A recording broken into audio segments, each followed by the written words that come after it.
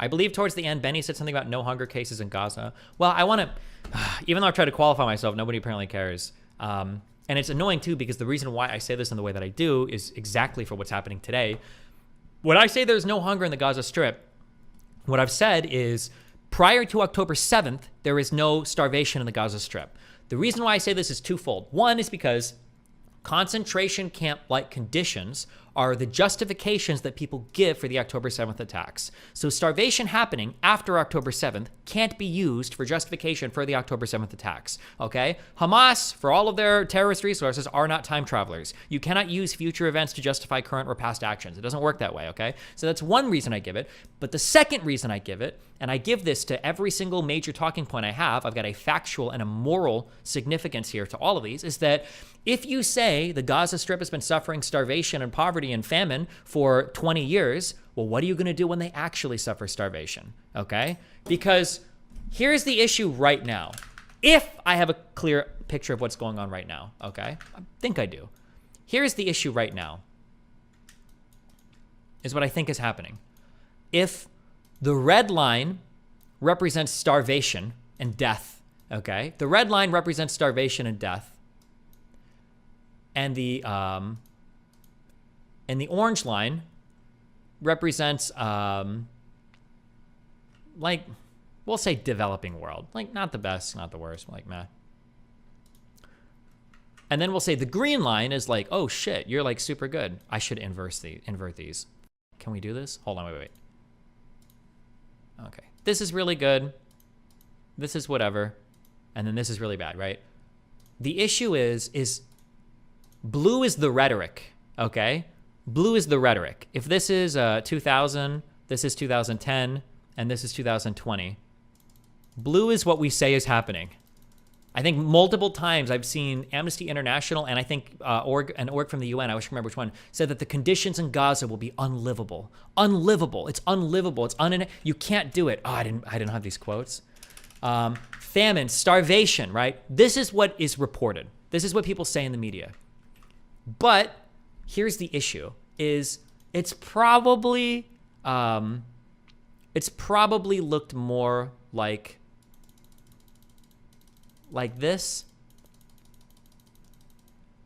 But the issue is, after October 7th, it's probably starting to look like this, okay? So because we've engaged in this rhetoric so much, for everybody to come out and say, they're starving, they're starving, they're starving. Okay, yeah, I mean, that's kind of bad, I guess, but they've always been starving, right? No, they have not always been starving. That's not true. Now they probably could be, though. Now you might have a huge issue. But because we've exhausted, because we've yanked the chain so hard on starvation and famine down here for so long, now that they might be approaching it, because remember, over 1 million people have been moved. It's like a ton of people, over 1 million people moved in an area that's already like developing area. And then under war, meaning humanitarian supplies getting in and out is already difficult, right? We're in a really, really, really bad situation here, potentially. What was the UN video? Oh, I'm not gonna be able. I'm not gonna be able to find it. I think it was the UN, right? Where the guy says,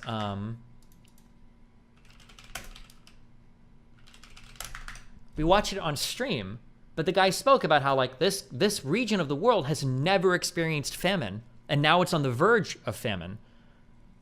Water crisis may make Gaza Strip uninhabitable by 2020. Bro, people have been saying this shit for so long. Oh, I found it. Thank God. Oh, it was this. Amputating the limbs of injured children 150 days. It's staggering. Proposals for UNRWA elimination have political motives behind them. UNRWA head, United Nations. So this is UNRWA, right? These are the people literally for Palestinian relief. It's certainly the conflicts where we have seen the highest number of children, the highest number of journalists, the highest number of health workers, the highest number of UN workers who have been killed in such a short period. If you look at the overall population, it's been so in 20 seconds. Basically 5% of the population which has been either reportedly killed, injured, or missing. And again, this in less than 5 months. You keep hearing from our colleagues from WHO that doctors are amputating the limbs of injured children without anesthetic. But the worst into this is a region which has never, ever encountered hunger, has widespread hunger, and we even have unfolding under our eyes looming famine.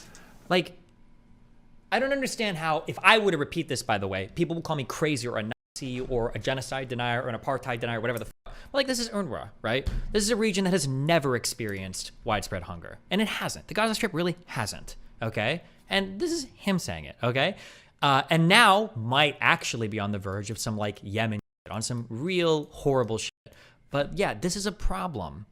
This is a problem. This is not good. And that was my main issue with, I think on the entire section I have on charged language,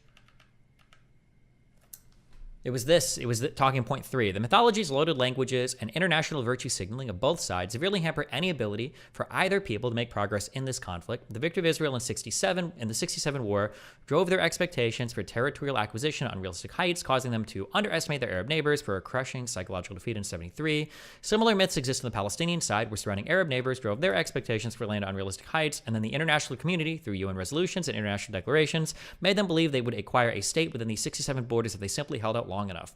Constant claims of apartheid, concentration camp conditions, and genocide have left the Palestinians believing someone in the international community is going to come and save them from their predicament.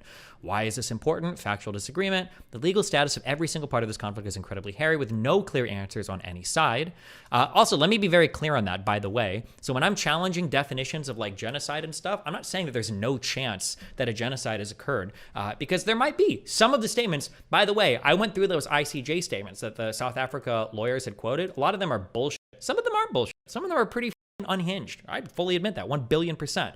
Is it possible that there have been genocidal statements made in Israel? Of course. By people that are in leadership roles or high up that shouldn't be saying those things? Of course. By the way, does Israel have an obligation to deal with those statements? Yes. As a signatory to the Genocide Convention, Israel has an obligation to not allow those statements to propagate. Remember, it's the Convention on Genocide Prevention, right? That's what the court is mainly looking towards, is to prevent genocide, not to litigate an ongoing genocide or to prosecute the crime of genocide as it would be found in the Rome Statute. It's for the prevention of genocide.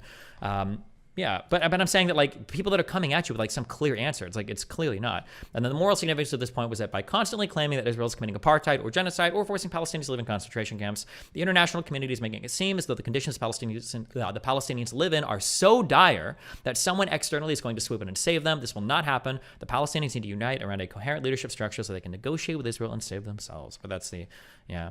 I was even willing to cede this whole point on anti-Semitism, but it never even came up. That like.